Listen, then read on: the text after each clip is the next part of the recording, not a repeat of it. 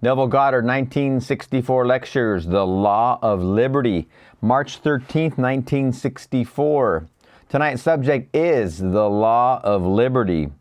In this present series, I'm asking everyone to try it, test it, and then share with us the result that I in turn will then share with others what you have proved by this wonderful law of ours.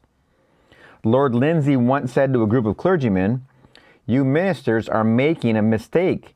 In your pulpits, you're arguing for Christianity, and no one wants to hear your arguments. You ought to be witnessing. Does this thing work?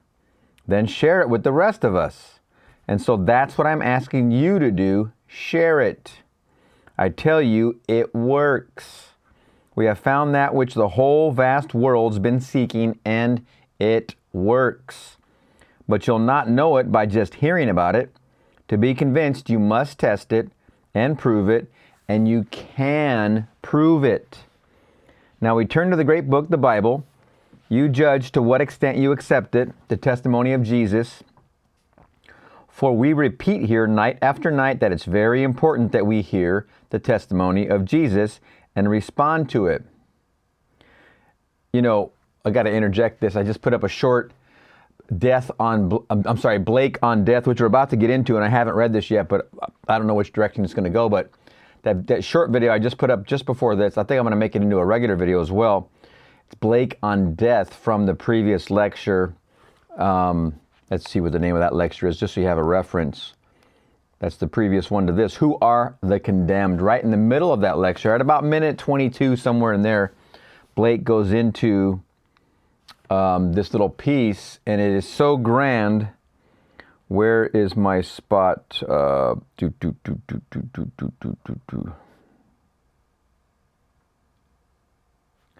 he's saying here, it's very important that we hear the testimony of Jesus and respond to it. And he's about to go into Blake again, and it's that short I put up, Blake on death, and it's about that title I just said from that lecture, the one before this. The whole reason I made that a short and made that a specific clip or cut, whatever, is because it at first can seem difficult to go from a world where you think Jesus or God is an outside thing to a world where you realize just imagining means you're walking with Him. So all children the world over who are in the throes of imagination, or any creative person whatsoever, any age, when you're in the throes of creativity, you're with Him.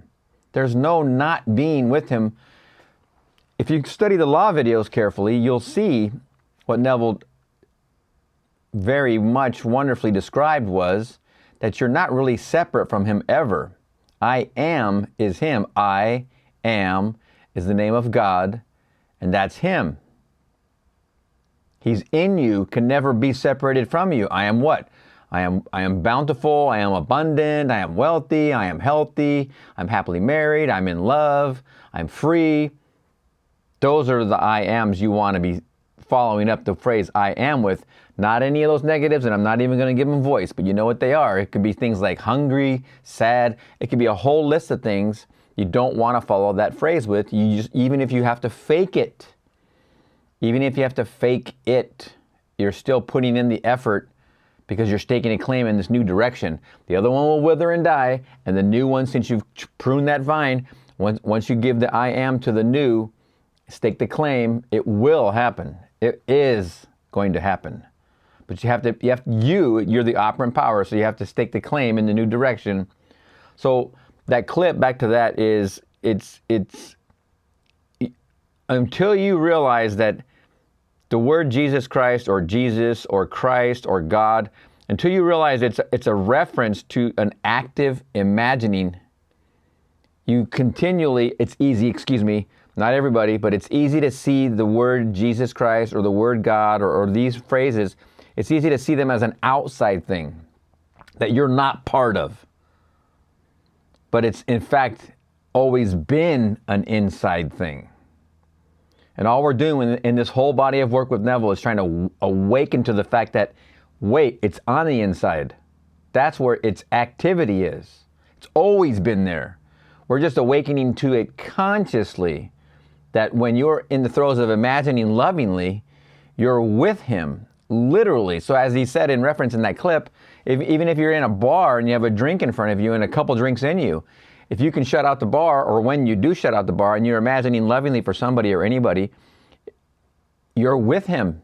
Literally, you're with Jesus Christ in that moment, in that bar, because he's in here, not out here.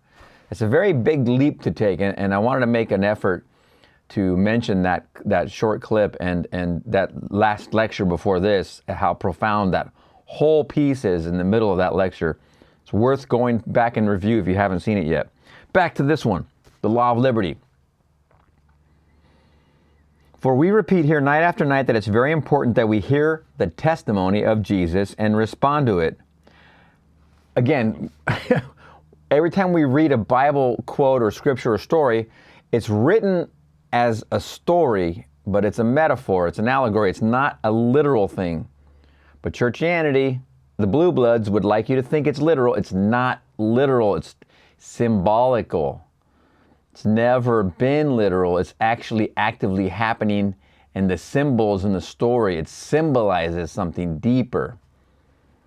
So then I make the claim here, quoting Blake, that all you behold, though it appears without, it is within, in your imagination, of which this world is of the, let me repeat the quote. All that you behold, though it appears without, it is within, in your imagination, of which this world of mortality is but a shadow. And I mean that literally. This is not just a lovely poetical thought duly expressed by Blake. He meant it literally. And so the Bible makes this statement. You will read it in the 6th chapter of the book of John. It's really called the chapter of secession, because in this chapter, a bold claim is repeated throughout the chapter, and in the very end, they seceded. And the statement that caused it was this: no one can come unto me unless the Father who sent me draws him. And I will raise you up at the last day. Verse 44. And then we are told he asked a very simple question.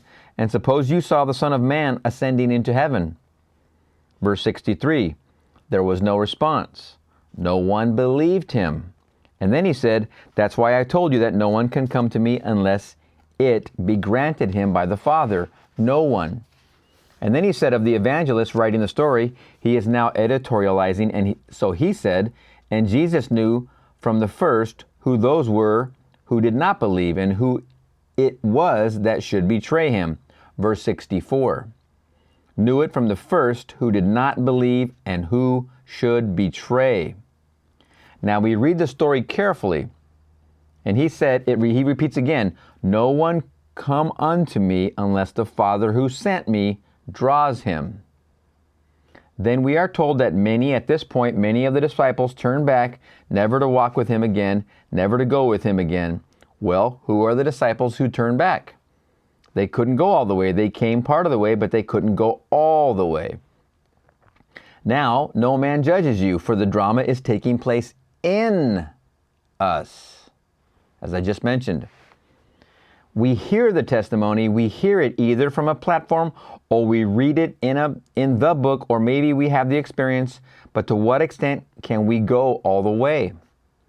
We are told that there is a law, the law of identical harvest, that be not deceived, God is not mocked, for as a man sows, so shall he reap. Galatians 6:7. And then we are told, and the Lord said, let the earth put forth vegetation, plants bearing seed, and fruit trees bearing fruit, in which is their seed, each according to its kind. Genesis 1:11. No variation, each according to its kind. Now I think the whole vast world will accept that in the vegetable world, and they'll come into this animal world and accept it, that doves produce doves, men produce men, and women produce, well, men really. And so we can take that law in the natural world and see that it does work. Can we step beyond that boundary and take it now in the mental world? Good one. Can we now actually perform a mental act, an imaginal act, and observe the working of it, and then admit when we see the fruit that the imaginal act was the seed planted by us, and the thing now we see reflecting is really the offspring or the fruit of it? Can we accept it?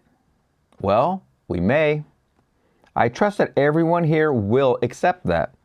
I think that the majority of you will. That's why you're here. But can you go further and say no man, and this literally now, no man can come to me unless the Father who sent me draws him, and I'll raise him up at the last day.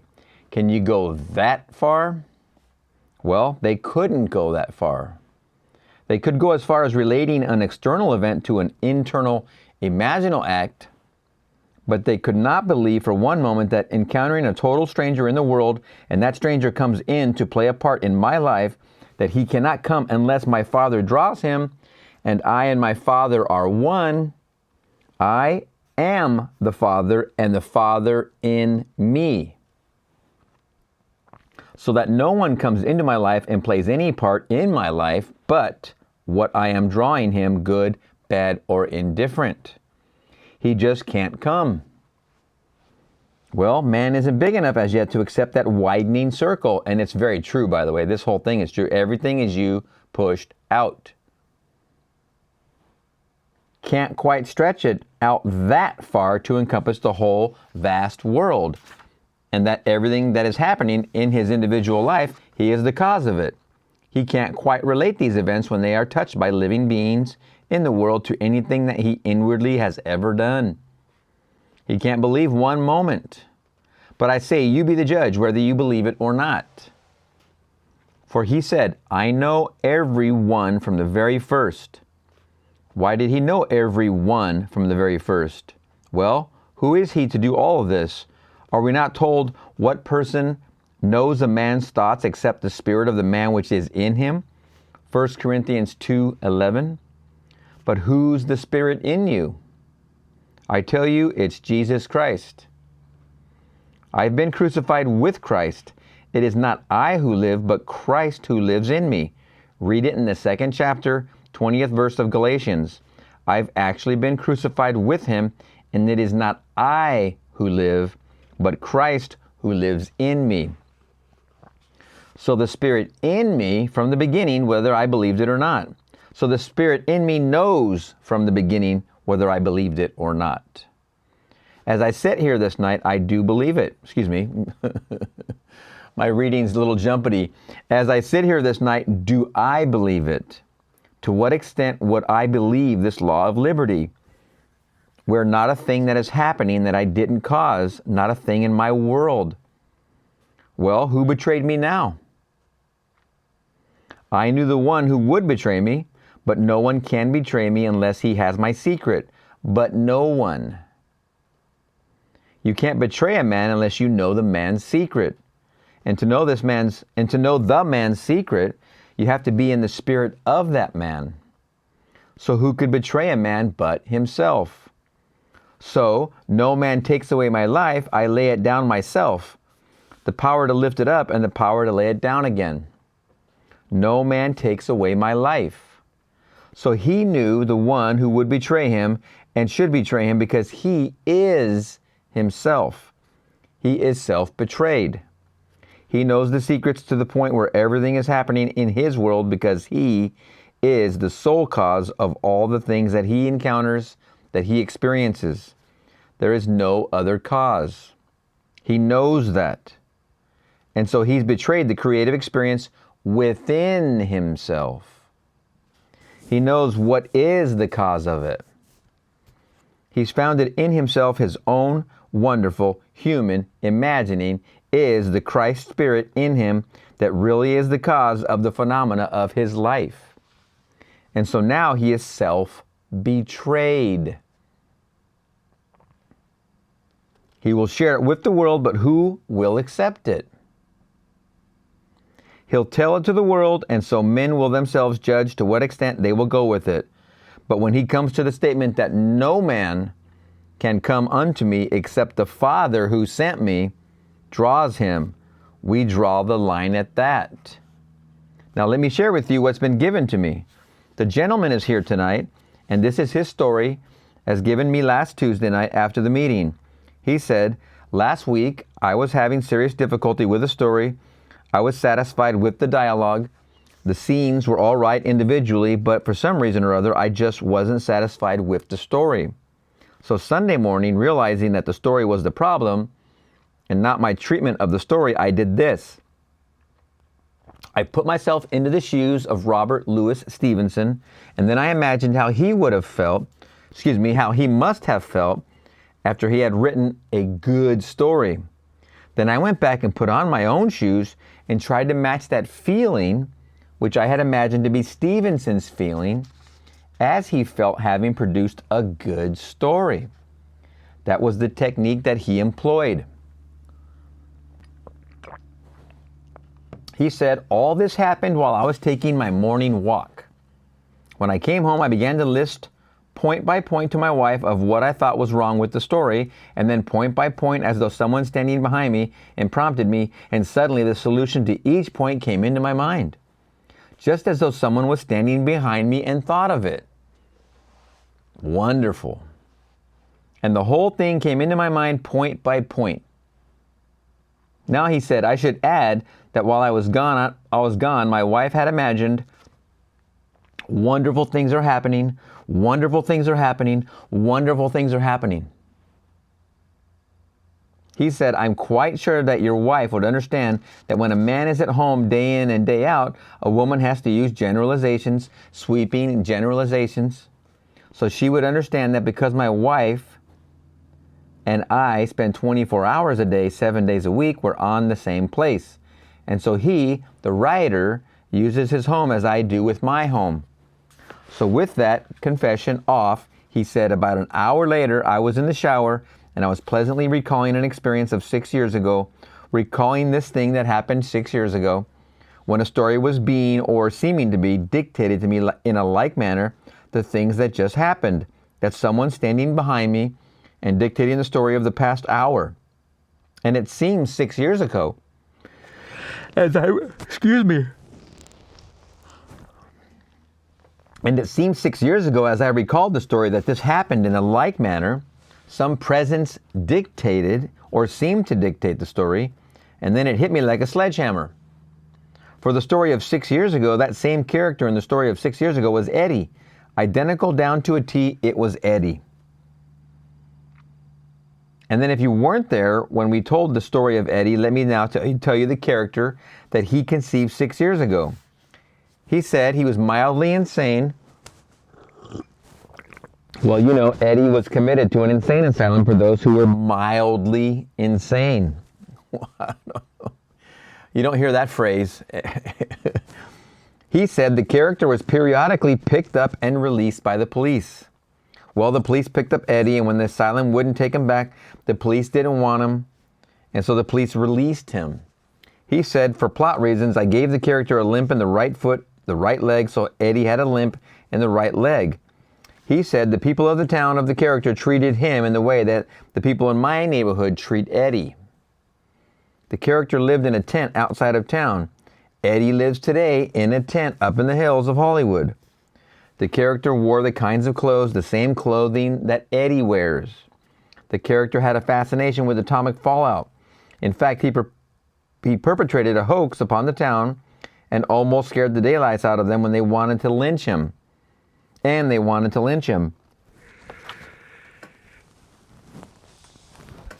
Eddie has the most unusual fascination for atomic fallout and tells me he has a pipe that when he rubs it with some other piece of metal, he can cause atmospheric disturbance on any part of the earth. And it disturbs him because he feels his misuse of this pipe, which he calls his space needle, is the cause of the unrest in parts of the world, like Cyprus, for instance. So he's had to restrain himself. He has currently buried this pipe on the desert, which, said the writer, is perhaps safer than where he usually keeps it, under my house. and so the same intense interest. But, he said, this is an amazing similarity between these two, that the feeling I have always had for the character is identical to the feeling I had for Eddie. Now, he said, I didn't tell the story to my wife immediately. I wanted to test it. And so I began to tell her and describe to her a story of a character. And I purposely omitted the limp in the right leg, because had I said it, she would have instantly have thought of Eddie.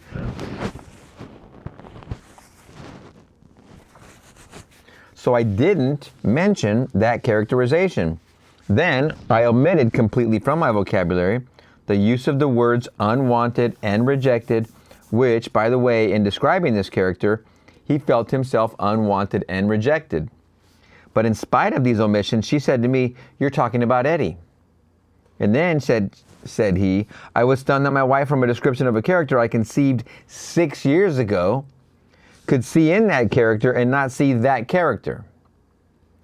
That I'm talking only of one character she knows as Eddie. So I really signed this letter worried, for the simple reason, having written all my life, I've created some characters that I'm in no hurry to meet in the flesh. So everyone has done that. Then he goes on, so I quickly turned to your book, The Law and the Promise, and reread the chapter on There Is No Fiction. And now, said he, with this off my chest, as it were, I must say something good in favor of an outside God and candles. For in my present state of mind, I think that really such a thing, an outside God, will be more comforting than to be the God creating all things, all these things that are coming into my world when I reflect upon the characters as a writer I have conceived and projected on the screen. Characters that I don't really want to meet in a hurry, not in the flesh.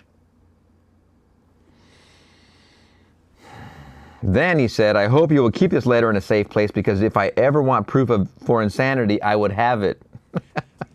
You keep it in a safe place, and the day I need it to prove my own sanity, well, there is the proof. For here, this gentleman has gone all the way, and is willing now from his confession in this letter to admit that the character Eddie, that seemingly came by accident after a great rainstorm, that all the cars were washed in the neighborhood, and Eddie had no job for the day, and thumbing his way up the hill, possibly to where he lives in his tent, this gentleman very kindly gave him a lift, and the friendship began there. Because outside of this friendship, which he said is the same intense feeling he felt for Eddie that he had for his character, and he always had for the character, they have no social meeting point. They do not travel in the same social circle, intellectual circle, financial circle, yet there was a closer feeling. I'm quite sure towards this Eddie than he has towards maybe 9/10 of those who moved in his circle. And he created Eddie. So I say that everyone, you may not recognize the character. Maybe you're not a writer and have written to the point where you can remember an actual character that you created out of nowhere and had it produced and saw the production yourself and moved others to see the character, but he remembered. And then he ran into the flesh and blood character that he conceived 6 years before.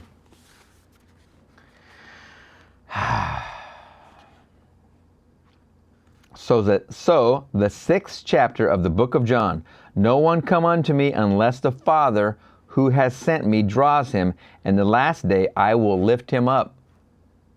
I'll raise him up at the last day. So I told this gentleman exactly how he's going to raise him up. The day will come, and the last day doesn't mean the last day of 24 hours. It means the last day of the journey from the cradle to the grave. When it is your last time around, and you're not on the wheel of recurrence anymore. This last day I will raise him up. That's when you learn and apply how to imagine lovingly. And when that last phase comes to an individual, he will have this experience.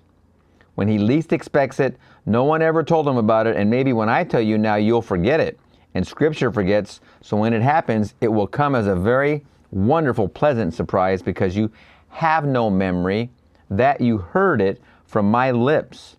But while you don't know about it, you never read about it, no one told you about it, and one night, or it comes in the day, in my case, it always seemed to come out at the wee hours of the morning, And so you'll be suddenly twisted from within yourself like a corkscrew, and through your skull you'll go. And you'll be clothed in the most glorious body of fire and air. It is that luminous. You need no stars, no sun, no moon to illuminate your path. And a heavenly chorus will call your name. Whatever your name is, and they'll pronounce the name and say, He is risen. Not He is risen, but the name, say your name is John. John is risen. John is risen. They'll repeat it, and then this chorus will sing out. And the most glorious heavenly chorus will sing your praise because you have been risen.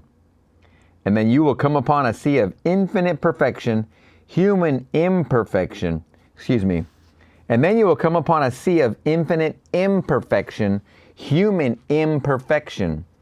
The limp of blank space will be there, the blind, the halt, the withered, everything you've conceived, all taking human form. And they're waiting for you, their Redeemer, to redeem them. You got to remember what he just said. If everyone is you pushed out, everyone is you pushed out. They're waiting for you to redeem them on this last day. When you're awake to it, it's your last day. This is the time of redemption. He is risen. This is when you do the work. And as you glide by, you seem to glide by, every one of them will be transformed into the image of perfection. You do not raise a finger to make it so. Blind people become those of perfect sight.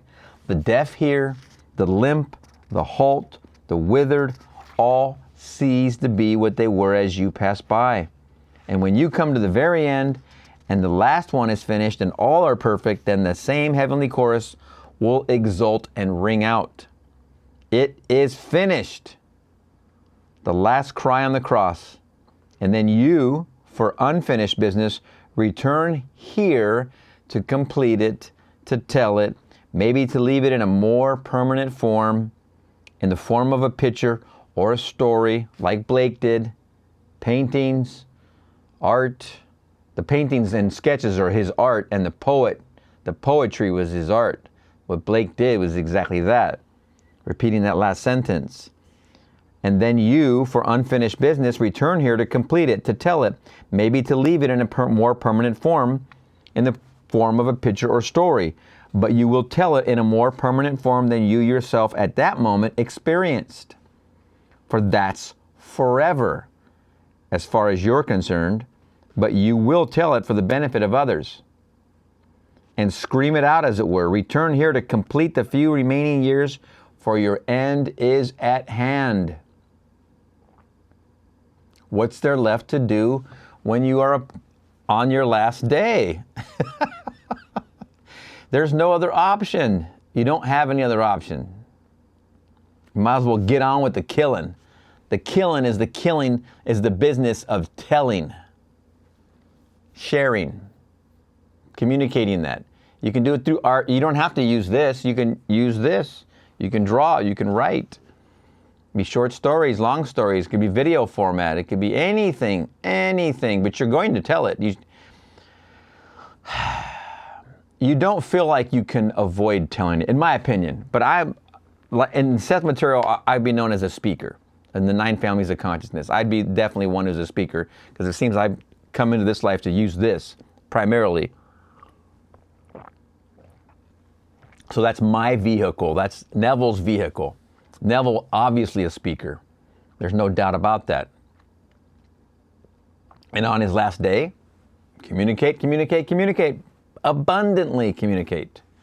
Abundantly. Thank goodness he crossed into that period of recording devices. Thank goodness. Because if without the recording devices, we wouldn't have so much of this promise information. We have a lot of the law in his books, because his books are primarily law. But, oh my gosh, just to say, amazing. So you experience the promise, you get to the point, you're on your last day. As you just said, you tell it.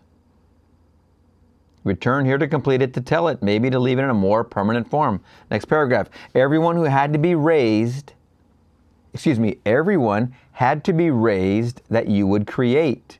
Everyone had to be transformed into perfection to conform to you when you were lifted up. At that very moment, you were perfect. And so as you walked by, you molded them in harmony with the perfection springing within you.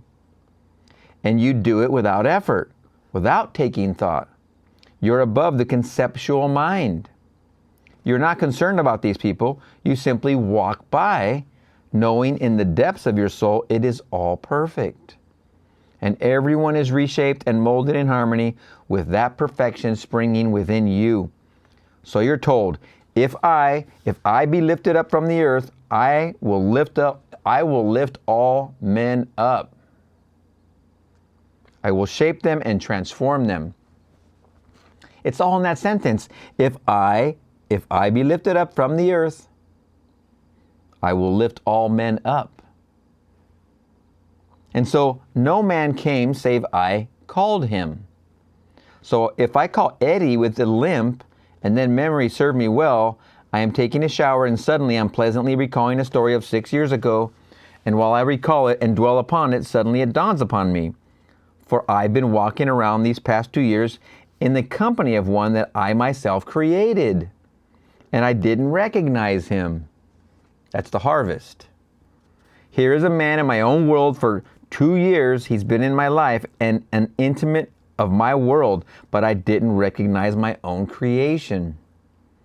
For that's what the world does all day long. It draws only its own, but doesn't recognize its own creation. No man cometh unto me, save I draw him, for my Father and I are one. So he can't come unless my Father draws him. He can't come unless I draw him. Well, the Father's here. For I and my Father are one, and so I am drawing every being into my world, good, bad, or indifferent. So when I think he is wrong and he crosses my path morning, noon, and night, he's no good, you can't trust him. Where in my world can I go back to that moment of mistrust in me? When I really couldn't trust myself. I couldn't. I was afraid of my own behavior if given an opportunity. If I thought I could get away with it, I might. I need not be an author to sit down and write the story. I could enact the story. I could walk through a store, and if no one really had eyes upon me, and I thought they didn't, I might contemplate with pleasure an act that, if caught, would be quite embarrassing to those who love me. I might. If in the past I ever contemplated that, someone's going to cross my path and come right into my world and will play that part right in my world. I may condemn him for it, but in condemning him, I'm condemning myself. Because he is my very self bearing witness to my own creation. Bearing witness. I told the story here once many years ago. It was a very intimate story, and I told it certainly not to fill any ego here, but to encourage every person in this world to forgive every being in this world. Because you are the cause of the behavior of everyone you're observing in this world. That's a pill you have to swallow. If you don't agree with that last statement, you have to come to grips with it, because it's all you pushed out. Marry that statement with this other one. Your imagination creates reality. Everyone is you pushed out. Your imagination creates reality. Your imagination creates reality. Therefore, everyone is you pushed out. If I'm imagining anything, it's me pushed out on the screen of space. It's all you pushed out onto the screen of space. Imagining creates reality. Because you are the cause of the behavior of everyone you're observing in this world. And I told it in the most intimate manner because it struck home forcefully, and I was severely criticized by the audience for it, and criticized the following month by the wife of the gentleman who brought me to this town to give a series of lectures. She said, "Neville, I thought that was very, very unbecoming, and so many have criticized you for it. They've written me letters, and I can't tell you of the many letters I have received that are very, very critical of what you said from the platform." I said, "I didn't say it for any purpose other than to show everyone that they are the cause of the misbehavior of others that they condemn. They are the cause of it." And so I tried to explain to her that it was not condemnation of the person. I was putting myself, I was the cause of her arrest, the cause of her actions. He's referring to when his soon-to-be ex-wife was caught stealing. He told the story apparently at that meeting, and people were upset with him for saying he caused it, because they don't want to take responsibility for their own sowing. I can't be the cause of this. It has to be somebody else. It has to be the president. And this is the story. That's as ridiculous sounding as, oh, it has to be some god or some devil. One finger pointed away and three fingers pointed right back at yourself. The funniest two things about this whole thing, all of this work, I am, you're never going to escape, those two words, and those words are his name. And those words come first when you speak who you are. You're only adding to his name. When you say I am hungry, you're starting with his name. His name. I am, and then you throw your self-concept on top of it. You're piggybacking. That's the one thing. The other thing is the fact that it's attached to your body. The symbology, the symbolical breakdown is literally always been in front of your face. Like, these are liars. These are always stealing from you. These are thieves. They don't show you the truth. The truth is mostly in here. But the thing is that this one thing is not lying to you, because it's showing you 1, 2, 3 are pointing right back at yourself while you point one away. Oh, man. And so these people who have heard that lecture of Neville's talking about how he said he caused his wife by wanting to be unentangled and with the new gal that was now capturing his heart, because he was already, the old relationship was a separation and they were done. So he fell for this new gal. The old one picked that energy up and ran with stealing something and getting caught, and then going to court and drawing Neville into court and all this other business. When Neville tells the story at the lecture, people don't want to hear that, because then that means they're responsible for the things that happen in their world. Oh my. Again, my teacher and I would drive home from these fairs we used to do, all these readings, and the one thing we talked about on the drive home, that was only one thing and one thing every single time. Not a lot of people wanted to, excuse me, I'm trying not to blanket judge here. Our complaint and our commiserating was on not a lot of people are willing to take responsibility for their creations. Same exact thing. Everybody we talked to, what, me, I, what? And we would hit him between the eyes every single time, and they didn't want to accept that. And that, if you can't accept that one thing, then you're going to be in the victim world. You're riding the horse of victim. And people like my teacher who taught me and myself, it's coming from within me, you create your own reality means you're creating all of it. So if I'm delivering to you information that says you're the cause of it and you don't like that, or you don't want to accept that responsibility, then I'm the bad guy, because I'm the messenger. Every single time. So this is what these letters that came in were, the same exact crap. They're just throwing their own lack of facing responsibility for themselves onto another. Let's blame him for saying that. How ridiculous. We have come a long way, I think. And if you're on this channel watching this video and you've come this far and you've been through all of them, then you're willing to take responsibility for your creation because you're here to learn how to consciously create what you want to create. You can use the law as much as you want to live the most abundant life you want. You don't have to have anything to do with the promise and this talk of last day business. You don't even have to imagine leveling for others. You can use the law to have the most wonderful and comfortable, abundant existence, period. You've come all this way. You're typically more leaning towards the idea of taking responsibility for your creations and therefore wanting to create better ones. That's the whole idea. That's all we're communicating here. Okay, let's get back into it. And this is the story. I was married. Of course, I jumped the gun on him. I was married, separated for 15 years, no divorce and no final separation, no legal separation, but separated. I was married at the age of 18, father at 19, separated at 20. Wow.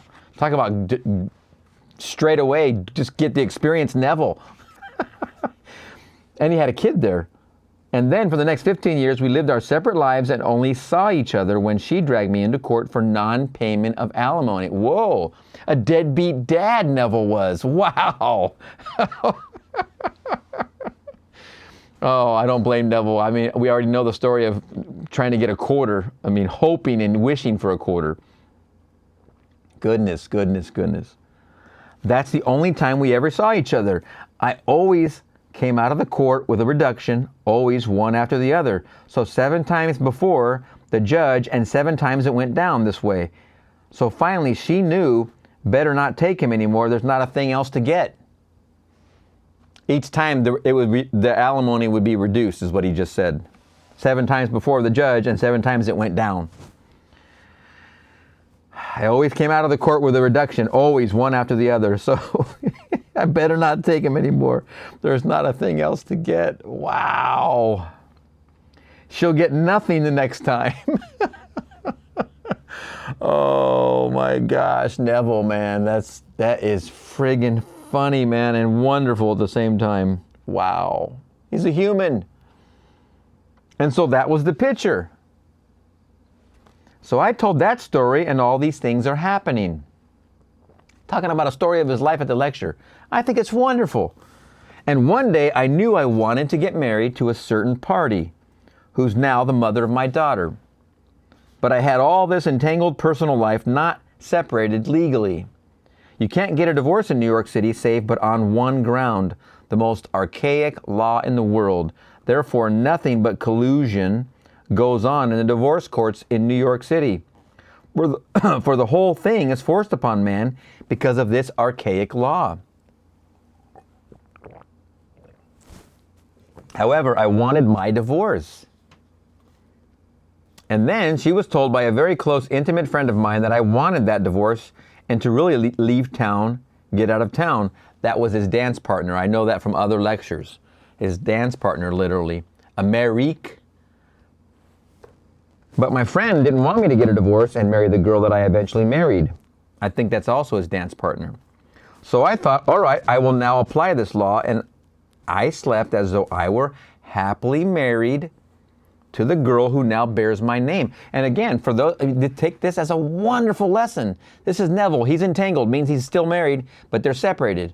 So he didn't have to go, he wanted the divorce, but couldn't get the divorce. The law was, at this time, not allowing it. So what did he do? He knows that there's the law of God. That's where he goes.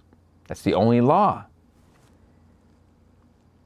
So I thought, all right, I will now apply this law, and I slept as though I were happily married to the girl who now bears my name. And at the end of a week, 1 week, my dancing partner, who I thought was the one who had really told her to fly, and she was, came to me and told me that she looked upon me as a brother, just a brother. Now, she could never marry me because it was not that feeling towards me. Well, that made me very happy. Now remember, there was a whole thing here, and we just read it in another lecture recently, and if you're following along, you heard it.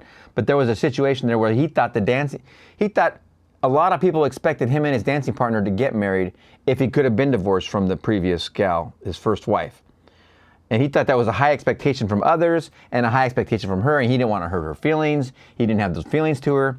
He felt like a brother to her. And then she admits, like he's saying here, that she didn't have those feelings for him either, that he was like a brother to her, and that relieved all of that pressure completely, which is wonderful. It's a wonderful piece here. Boy, that's a good dancing picture. If I haven't put it on the community tab, I will. It's a wonderful picture. The poses that they struck, it was fascinating. Just the creativity of it. And at that end of the week, my dancing partner, who I thought was the one who had really told her, and she was, came to me and told me that she looked upon me as a brother, just a brother. She could never marry me because it was not that feeling towards me. Well, that made me very happy. And then the other one was gone now, never to be found again, so the world would think. But I still slept in the assumption that I was happily married. One morning, the phone rang. I answered the phone. It's the courtroom telling. It's the courtroom calling. This is the federal building. I said, yes. Are you Neville Goddard? Yes. Are you the public speaker that goes by the name of Neville? I said, yes. Well, now you better be in court next Tuesday morning at 10. Well, I was too sleepy to ask why. And so next Tuesday morning, just a little before 10, here the phone rings again. Are you Neville Goddard? I said, yes. Why aren't you in court? Didn't we call you last Tuesday to tell you to be in court today? I said, why should I be in court? What's wrong that I should be in court? I haven't been subpoenaed. Then said this party over the wire, you're a public character and reporters are always in court and they love to get the story into the papers and the papers today. But I said, what's wrong? They said your wife happens to be on trial, and so if you would come on down and maybe you could throw some light upon this. Love this story. So I went on down, got into the courtroom just in time to see them bring her into the dock, as it were. 3 judges came in, took their position, and then someone whispered to one judge, and then the voice said, is Mr. Goddard in the courtroom? I said, I'm here. Would you take the stand? If I remember correctly, he didn't even have time to shave. He just literally got dressed and went straight there. I got sworn in. I'm under oath. Maybe you could help us throw a little light here. And so I took the stand. They asked me if we were the same religious faith. I said no. She was born a Catholic. I was born a Protestant. But that's no problem. She is not a practicing Catholic. And I'm not a practicing Protestant. So there's no problem there at all. And then he said, well, then could you throw some light? I said, first of all, she's 8 years my senior, and you know my age. Therefore, you must know her age. She's undoubtedly passing through some emotional disturbance. And so when a woman is passing through such states, well, they can do any irrational thing. What she's now charged with, I am quite sure she has never done it before, even if you have the evidence to support it. I still think she's never done it before. I will swear she will never do it again. I ask for my son's sake, who lives with me, that if you've got to sentence her, therefore the law says sentence her, but then be merciful and suspend it. He said, I've never heard a plea in this court of mine similar to that in all my years on the bench, from a man who has nothing to gain by this merciful plea of his when he really wants a divorce.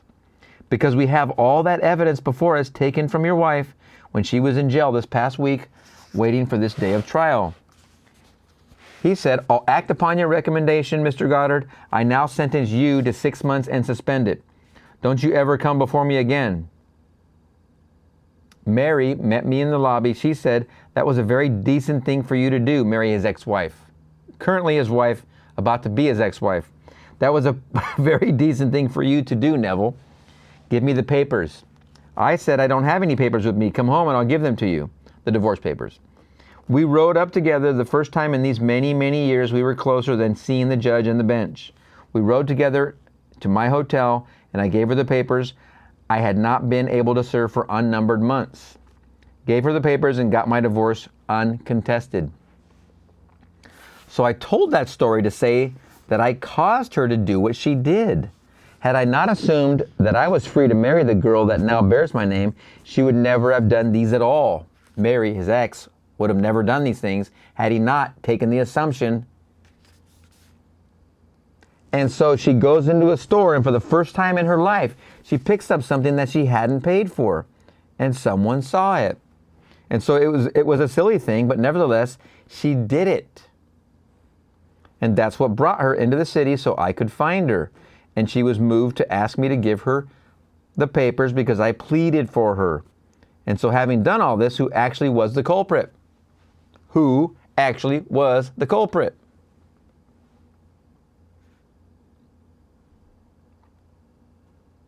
I was the culprit. She came right into my world to play a certain part, to grant me my freedom. I'm speaking of the law of liberty, and so should she be condemned for acts when I, the unseen author, wrote for her. I didn't write it out by sitting down and writing the part for her, but I determined the behavior of that part, that she had nothing to do in order to melt her to take the papers from me. And so I told it only to show that don't condemn anyone. You and you alone are the author of the things happening in your life. Period.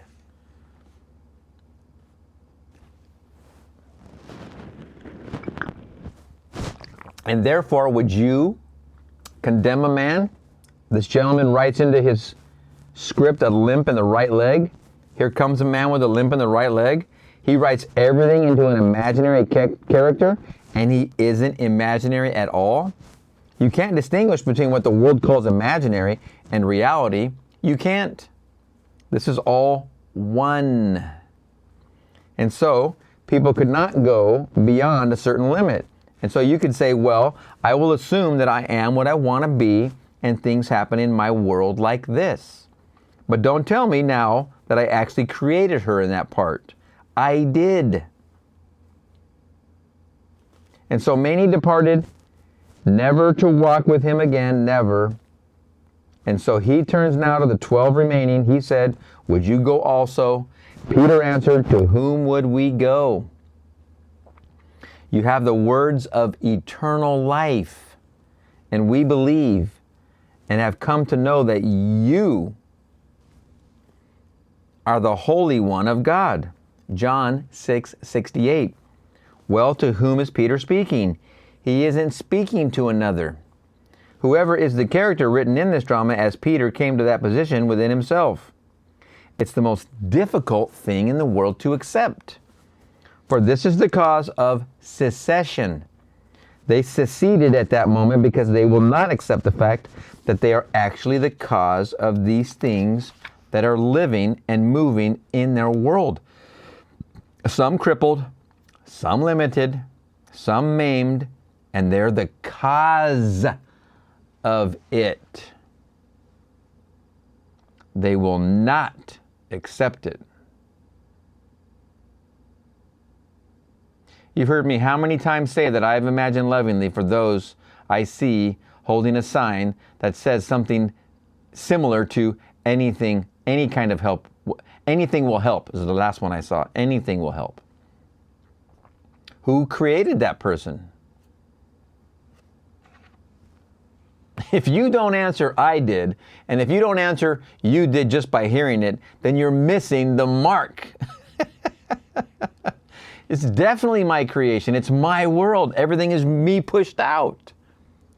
So you see, when I'm talking about imagining lovingly, for instance, as an example, not only your relatives and your spouse and your kids and your parents and everybody in your family tree, of course, and everybody in your social situation, everybody at your work situation, all of this. But once you know it's all you pushed out, there's certain elements in the you pushed out you don't want to see. You don't want to see people hurting. People lame, halt, miserable, starving, any of that. You don't want. Who wants to see that? Who would want to see that? You just don't. So, you do something about it. You imagine lovingly and make the correction because you're the one who created it. You make this correction. You redeem. You think you're redeeming them, but you're redeeming your creation. So you're redeeming yourself.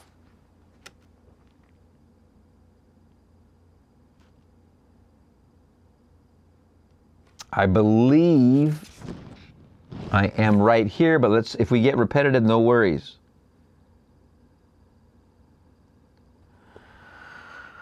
They will not accept it. He said, all right. They left him, never to walk with him again. And then Peter said, well, to whom to go? You have the words of eternal life. These are true. And now to whom would I turn? For you know we have believed and we have come to know you are the Holy One of God. Know what? Turn back now to Matthew and you see the answer. Who do people say that I am? Some say John the Baptist. Some say Elijah. Come again. Some say Jeremiah. And some say a prophet of old. He doesn't respond to that. He asks another question. But who do you say that I am? And Peter becomes the spokesman. He answered, Thou art the Christ, the Son of the living God. He said, Blessed are you, Simon Bar-Jonah. For flesh and blood has not told you this, but my Father, who is in heaven, has revealed it. Where is my Father? Heaven is here. My Father, who is in heaven, has revealed it. Matthew 16:13. Well, who is the Father in heaven? Sorry, Neville. It's the feeling that once you're in the feeling of this, you get a certain distance in the study of this, and you're literally just right. You're like in the car that is the words. The words are moving down the road, and you're in the car that's moving down the road, and it's hard to resist. Excuse me. Well, who is the Father in heaven? He said, I am the Father. When you see me, you see the Father. Well, who but the Spirit and man has revealed what Christ really is? No prophet, come again, no reincarnation, but man has Christ within him. And he's awakening more and more and more. So the gentleman who wrote the story concerning Eddie said, up until now, I really wanted to wake up and tried to wake up, but now I'm trying desperately to go to sleep again.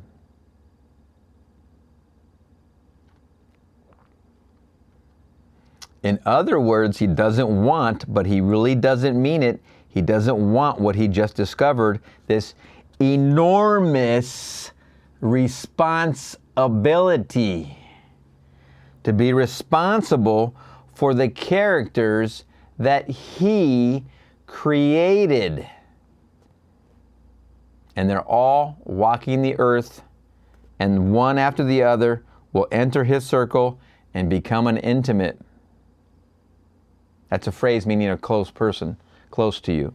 And one that he really is very fond of.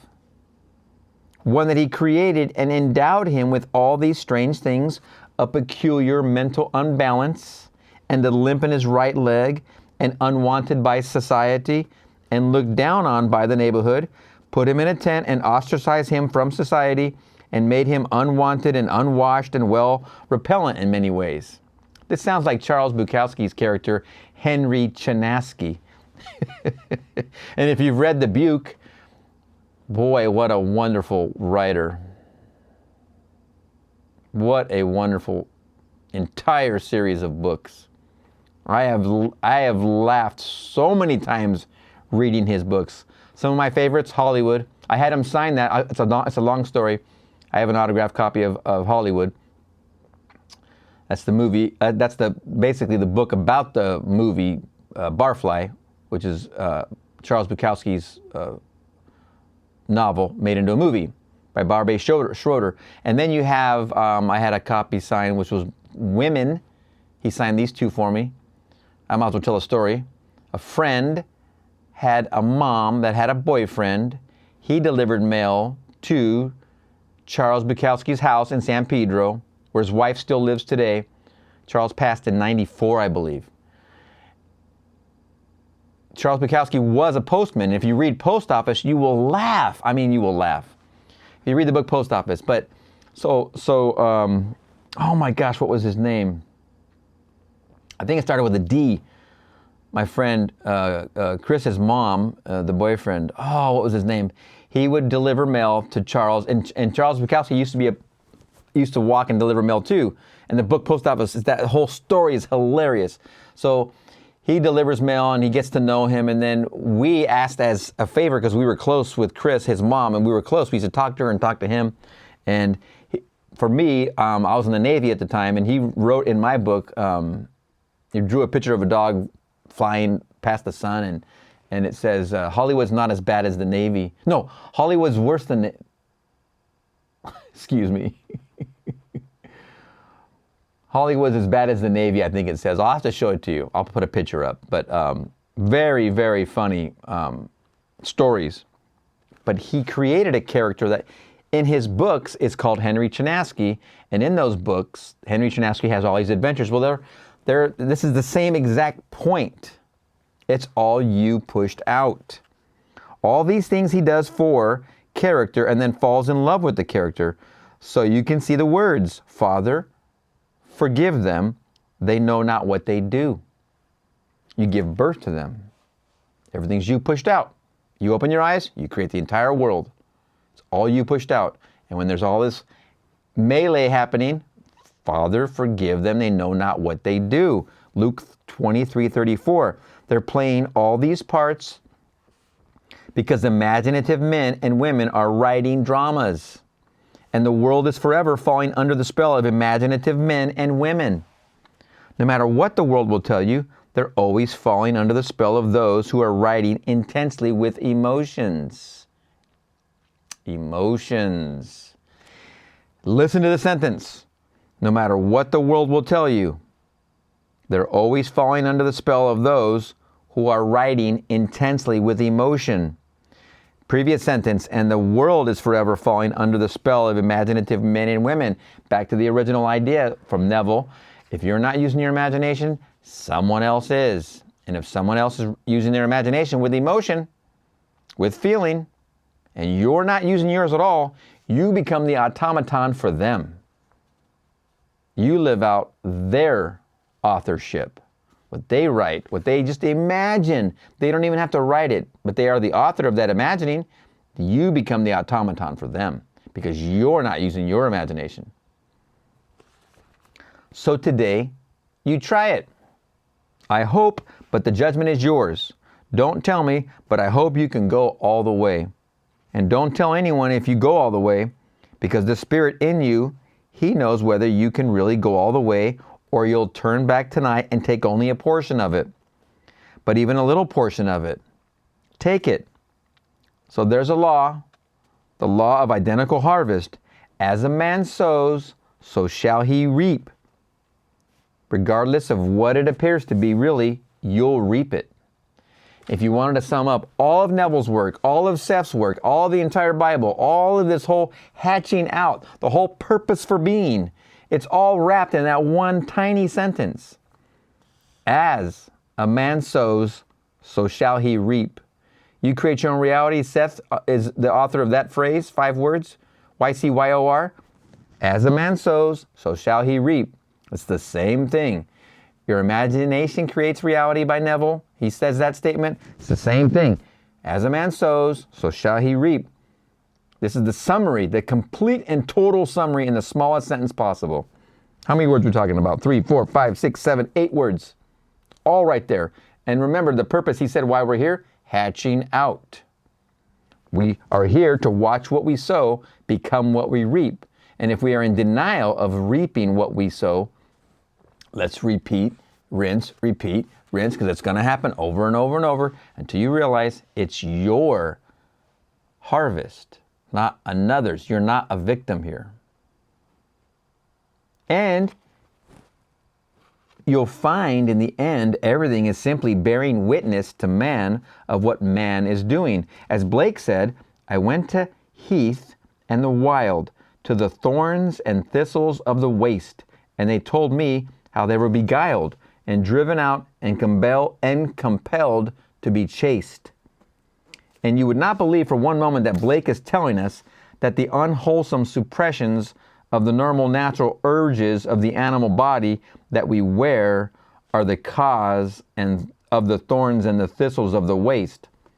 The society has clamped down upon all the normal natural urges of the human animal body, for these are animal bodies that we wear. And by putting a clamp upon the natural urges, then come thorns and thistles of the waste? And what botanist will believe that? He doesn't believe that for 1 second, and he thinks he's going to kill them by some insecticide or some other kind of thing, and he goes out and burns the things. They'll all come back. As long as man walks the earth, who can impose these restrictions on growing healthy bodies? And we call them moral laws. There isn't a thing in this world but man, because God is the only reality. And God is man. And man is God. So, man is all imagination. And God is man and exists in us, and we in him. The eternal body of man is the imagination. And that is God himself. Blake, Annotations to Berkeley, Lao Kun. So I tell you, whether you be a writer, as this chap writes, and undoubtedly writes remarkably well to earn that kind of money he earns from his own confession, and so he writes it, and luckily he could spot it, but he lived with it for 2 years before he realized it was his own creation. Wow. It's nothing different than when you imagine leveling for another person, and then they tell you it literally happens in the same exact way you imagine. I mean, verbatim, they tell you. It's the same thing, just externalized. A person telling you of their experience, that's external too. But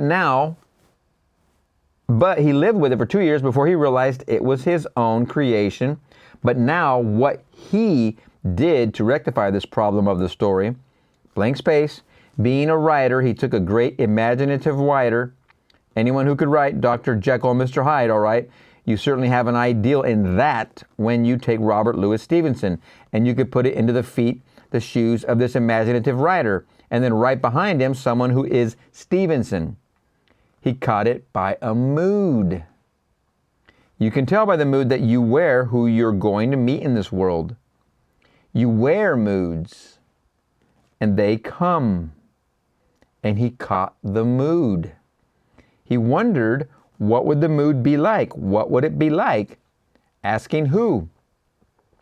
He's asking, what would Stevenson feel? How would he feel after he finished what he considered a good script, a good story? And having caught that mood, then he said, I got back in my own shoes, and then I tried to match my own feelings to what I had imagined Stevenson must have felt. And so when he got them mated, and when two agree as touching anything in this earth, it shall be established for them in this world if two agree. But he called the one with whom he wanted to agree in moods, and then as though someone stood behind him and dictated the solution of every point. As he brought the point up, they all came into his mind. There'd be no problem for this man, a writer, to sit down and bat it out after they were all solved in his mind. Then taking his shower and feeling very happy about what just happened, he very pleasantly recalled an experience 6 years ago. All while he's contemplating it, like a sledgehammer on his head, who would have thought he'd been walking around with his own creation 2 years and didn't recognize him? And he didn't want to spring it on his wife. He thought, I'll test it first before I spring it on her. And so he described the character, leaving out very pertinent things like the limp in his right leg and the use of the 2 words unwanted, rejected, and leaving out things that would give her the cue. She still would spot the character was Eddie. And so that story you can take to heart.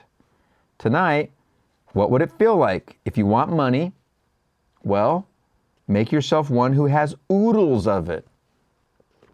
What would it feel like to him if he really wants money? Because many have it without any thought of money. But if someone really wants money, what would it be like after he really went over in a big way? And then you try to match your feelings to that which you've imagined he must have felt when he made what he considered the big killing. Match the feeling. and then just match it and see what happens. Just try it. What we're doing here, we are experimenting, because this is the greatest problem in the world. As Fawcett said, the secret of imagining is the greatest of all problems, to the solution of which everyone should aspire. And I am here to tell you, if this isn't your highest priority,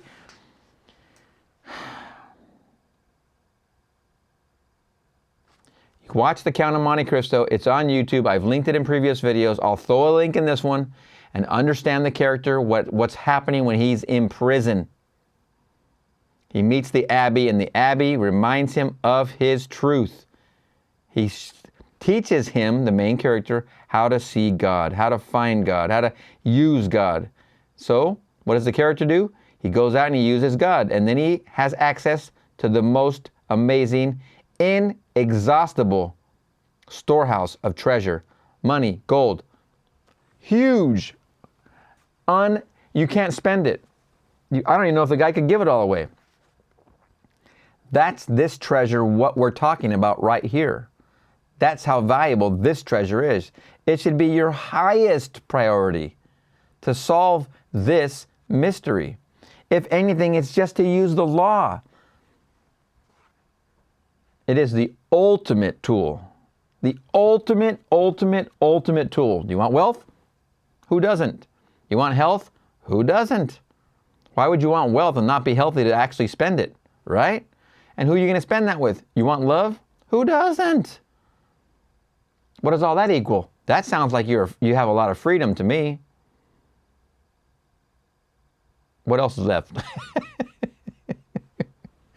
Oh my gosh, man. I mean, it should be your highest priority. And I mean highest priority. What is it? Okay, let's say it takes you 5 years. How many years do people go to college for? At least 4 on your typical bachelor's. Go for a master's, what's that, 2 more? Oh, let's go for a professorship, okay? So people can call you some letters. They put some letters before your name. How many years does that take? All that effort. If you did this, if you solved this one mystery, if it took you, let's say 4 years, would you do it? Let's make it an Associates of Science degree. You don't even have to take liberal arts. Just a specialized degree, 2 years. Would you do it?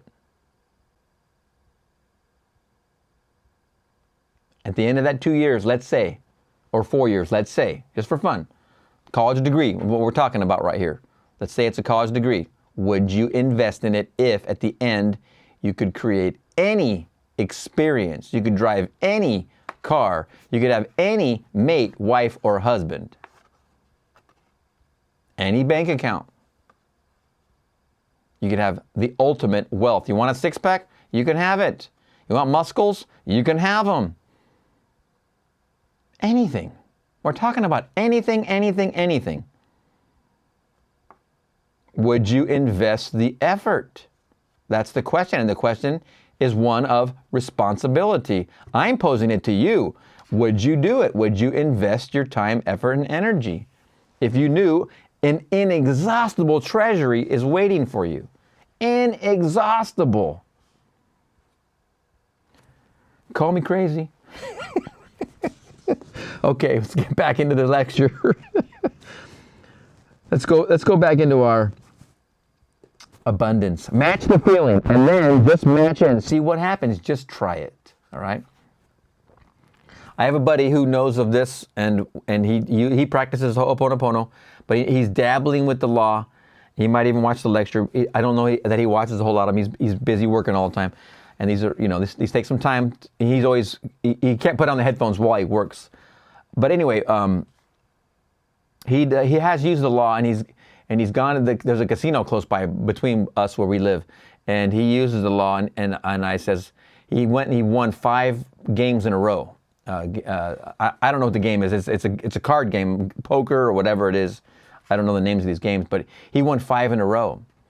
And I says, what were you imagining before you even left home? He goes, well, I imagine myself standing at the cashier with my chips, and I was going to be cashing them in. I go, oh, he goes, yeah, and there was a rail there, and I was leaning on it. And I go, dude, the touching is the biggest clincher. If you're going to be in that imagining of holding your poker chips and you're at the gate cashing in your winnings, then you definitely want to be touching the rail or touching the counter, or in that imagining, there's touching involved. Okay, it's a Western gate situation, so you want to always include that. But he went to the end and he saw himself cashing in the chips, and he was using the law exactly like this. Match the feeling, and then just match it and see what happens. Just try it. What we're doing here, we are experimenting because this is the greatest problem in the world. As Fawcett said, I know I'm repeating, but it's worth it. The secret of imagining is the greatest of all problems, to the solution of which everyone should, I know he shouldn't on us, should aspire. I couldn't agree more. First of all, infinite power is in it. If you unravel it, infinite wisdom and infinite delight. So if it contains all of these, and we can unravel the problem, then why not try it? So we're asking everyone to try it and then share with us, that I in turn will share as I did this night with this gentleman's letter. Again, I repeat it. I hope he keeps it up and shares with me, that I in turn may share with you these perfectly lovely facets of this great diamond. For if he could put his imaginary feet into imaginary shoes and feel what the great Stevenson must have felt when he was satisfied with the story, then takes the shoes off and puts on his own shoes, all in imagination, for he's taking his morning's walk when all of this is going through his mind. And people walking by will see a man walking by and possibly ignore him, not even have a second thought, and they might wonder what's in his mind. But no one but the spirit of that man would know. Who would know for one moment that Stevenson was walking by? Now get a grip of that.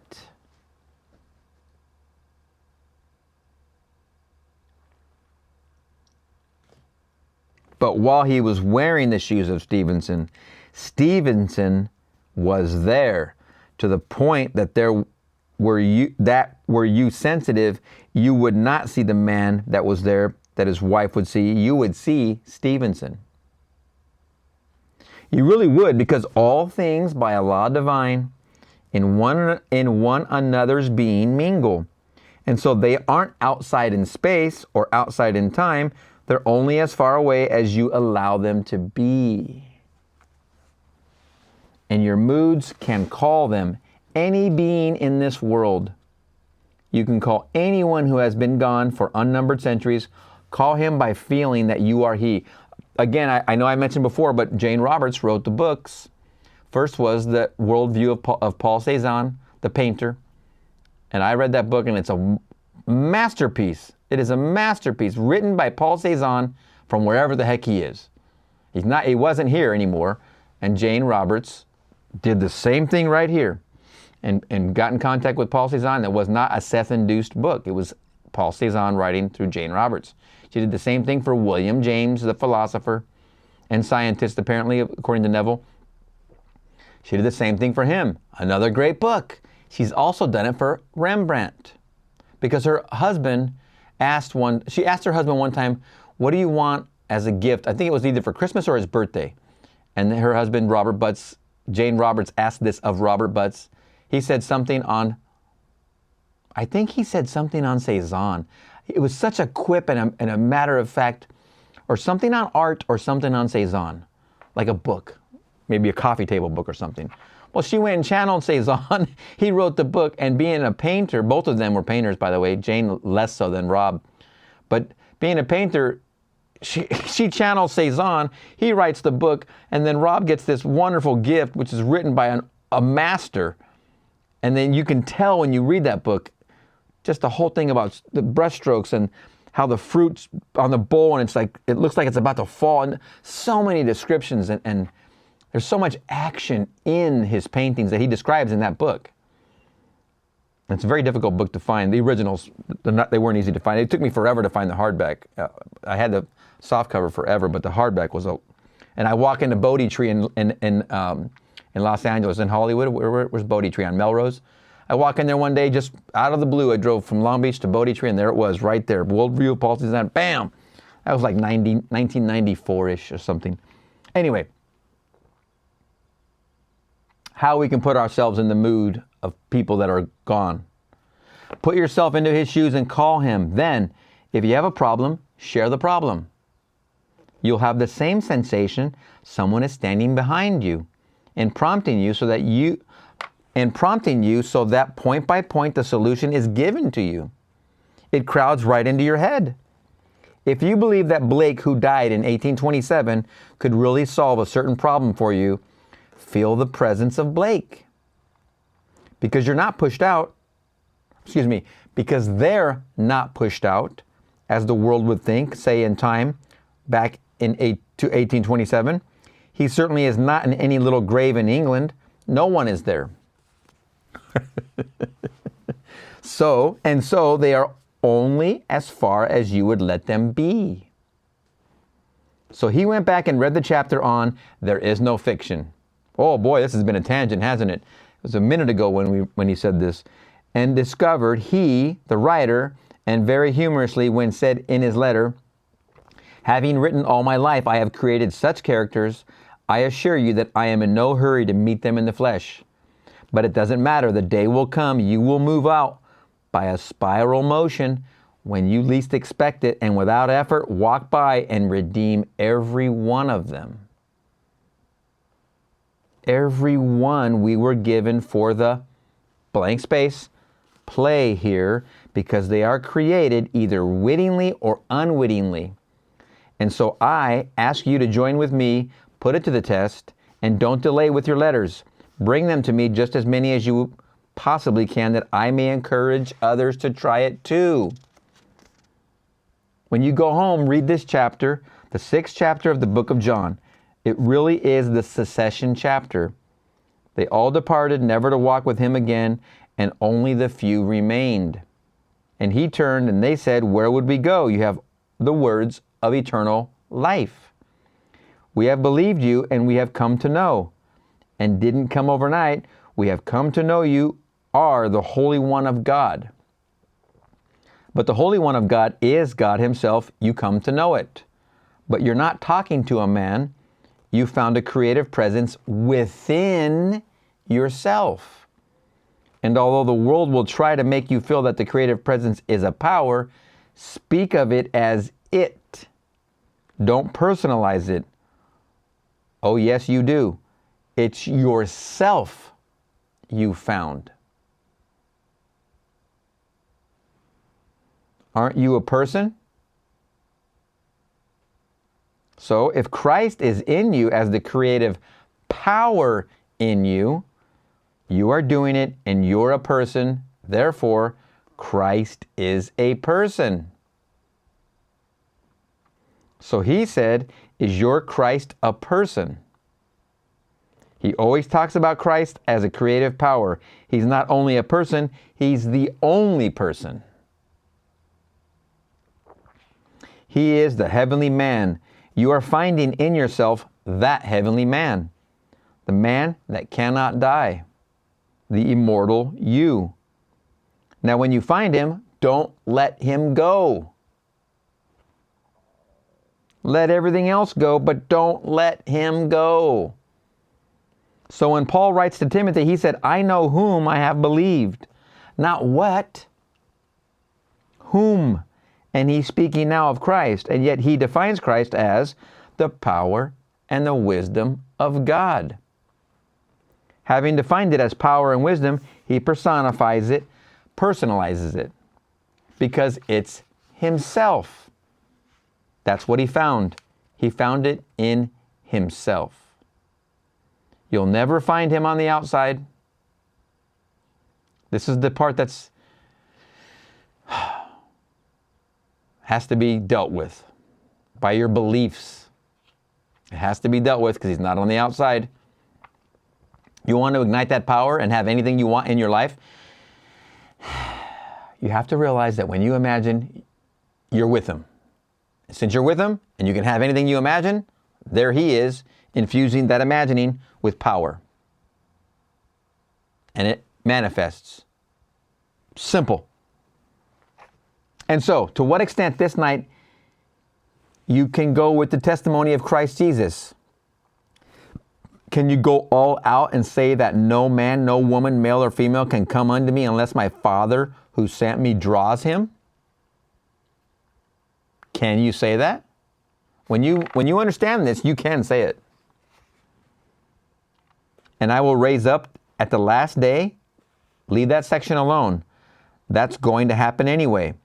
But to what extent can you accept that testament that no one can come unto me unless my Father who sent me draws him? And I and my Father are one, because I am in my Father and my Father in me. Can I go that far? And then go all out. That not one being in this world can cross my path that I did not call.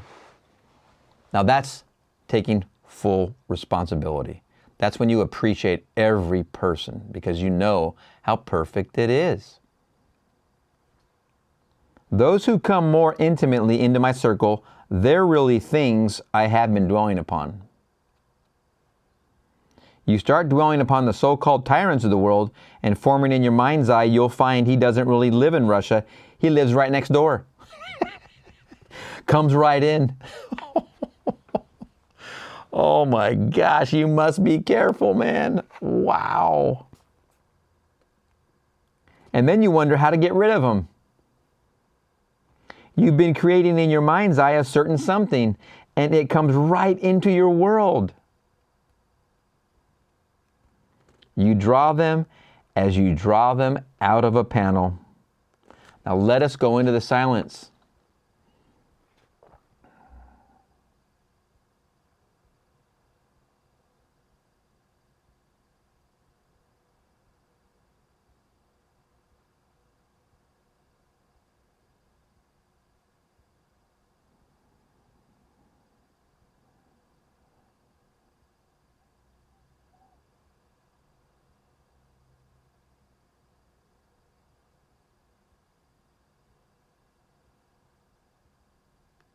Good.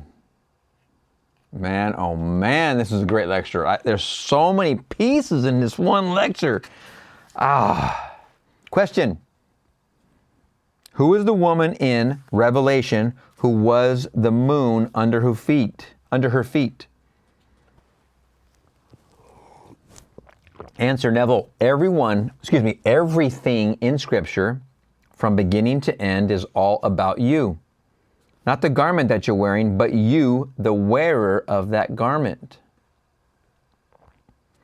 Everything from beginning to end is your real autobiography. Much of it you have not yet experienced, but it is still yours to re-experience. Therefore, truly an autobiography. At the moment, you may read it as biography, but don't think that it's of another. It's all about you. The most insane revelation will prove itself true. One day you'll experience it. It's all about you. I better bring this up now while it's in my head. About 3 nights ago, what is today? It was the 18th. I think it was the 18th or the 17th. I woke up in a vision of these, I went to bed really late. And I woke up in a vision of these 3, it was like a parade was happening, and there was these 3 manifestations, if you will. And I knew they were manifestations. They were clearly, to me, these were manifestations. They were 3 things. And they were all 50% translucent. And I was looking right at them. It was like looking at a huge parade float of SpongeBob SquarePants or something, because it was a square. It was a big, tall, squarish rectangle thing, and it had depth to it. You know, it looked like a structure of some sort, but it was a parade of these 3 things, and they were coming by. And the most amazing thing was that they were 50% translucent, and I knew that they were manifestations, but they weren't fully yet. And what was fascinating about this is I woke up out of the vision. I think I went to the bathroom. I came back and I dreamt it again.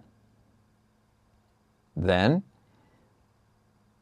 after a while, I put on the binaural beats or something. Something stirred me, or adjusted my headphones, or I put the volume down or up, or started the track again. I don't know what I did. And then I dreamt it a third time.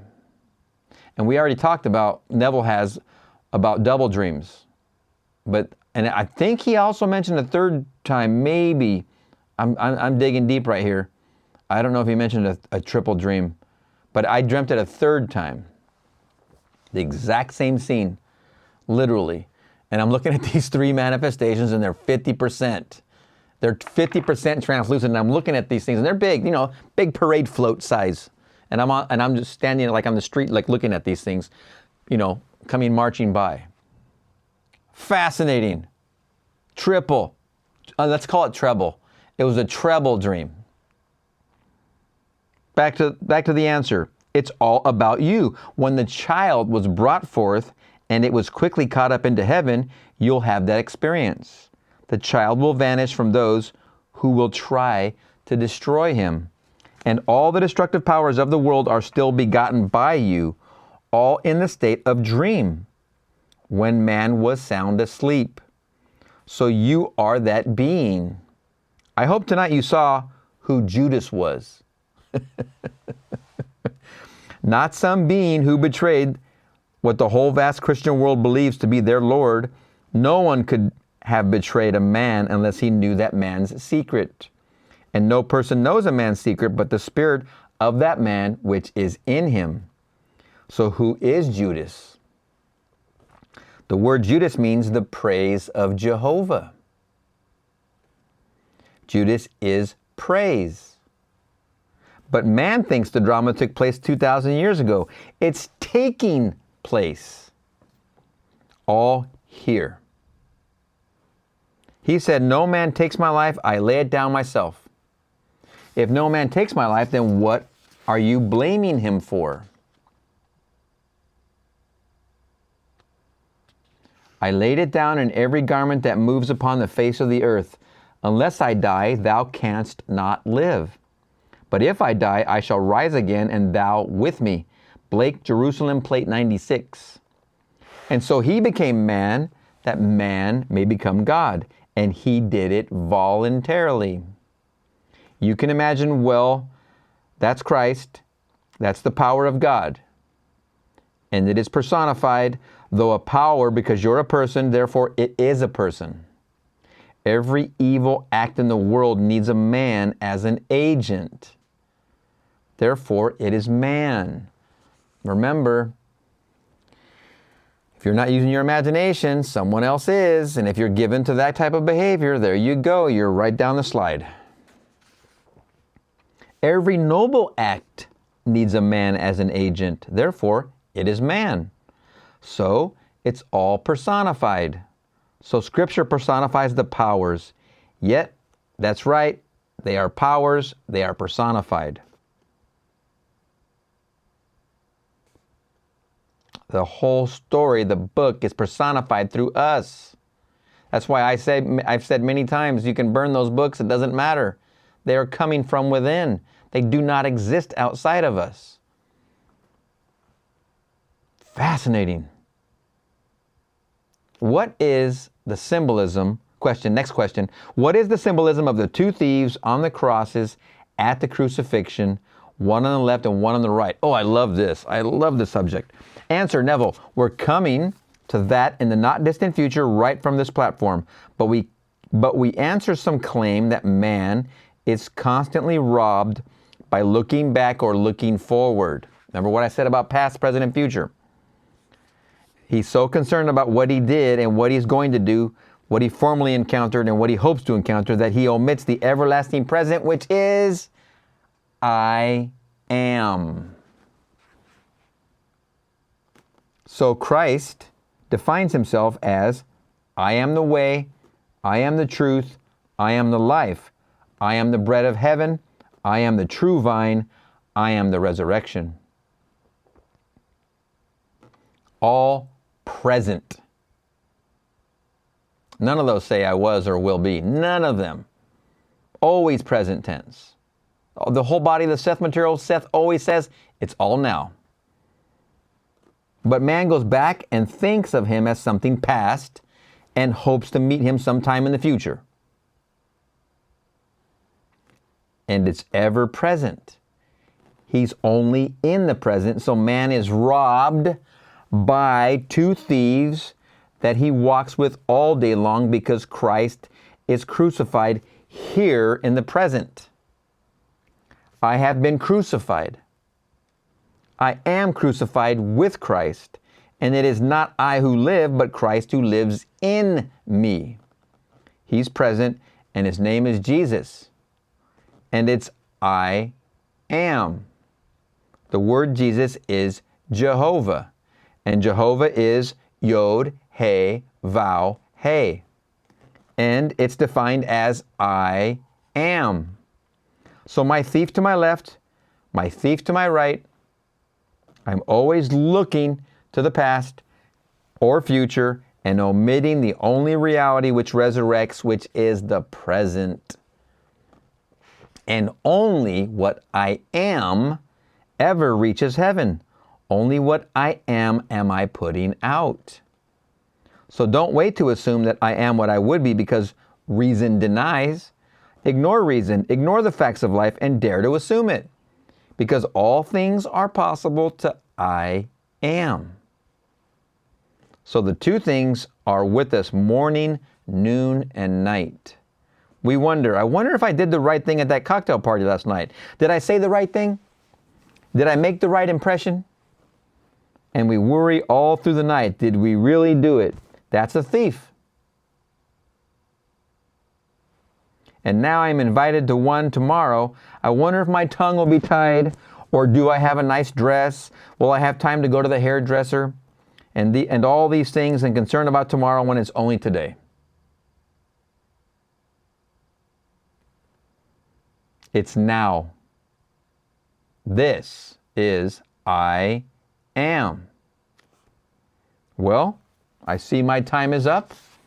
So do test it and share with us in the written form your results. Thank you. Delicious, man. Even the answers, just those few answers right there. Wow. I love this last answer. I cannot say enough wonder about it because everything is now, and it's only I am, and I am is only ever present, eternally. He put the eternity in the mind of man. Remember that, and that's now. That's I am. Great lecture. I really hope you enjoyed it. The Law of Liberty, March 13th, 1964. We're going to see you in the next one.